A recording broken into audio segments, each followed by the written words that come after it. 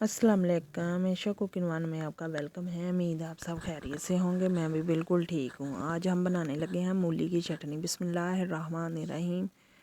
मूली को हमने अच्छी तरह धोकर काट लिया। अब अंदर वाले छोटे छोटे पत्ते भी उतार लेंगे।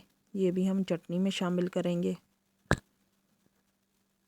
अब मूली के हम छिलके उतार लेंगे। मूली के बहुत से फ़ायदे हैं। मूली सांस के मरीज़ के लिए भी बहुत ही मुफीद है। अब इसे हम बारीक बारीक काट लेंगे।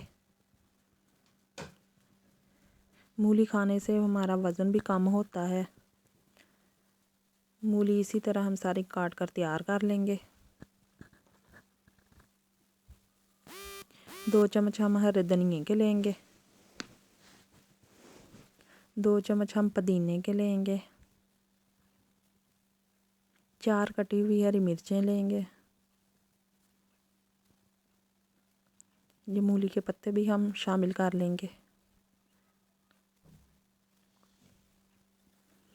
आधा चम्मच हमने भुना हुआ ज़ीरा लिया है। अब इसे अच्छी तरह हम पीस लेंगे।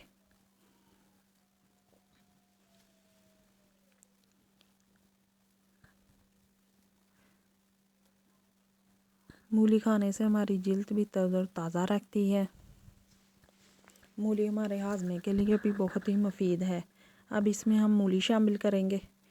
इसे हम मोटा मोटा पीस लेंगे ताकि हमारे मुंह में इसका क्रंच भी रहे।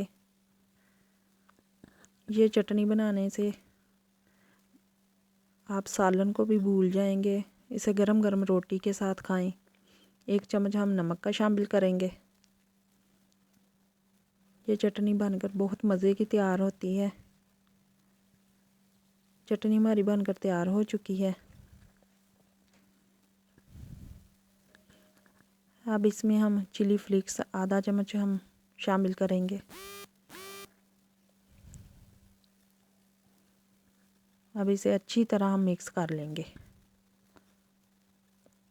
आप ये चटनी एक बार बनाएंगे तो बार बार बनाने की फरमाइश करेंगे।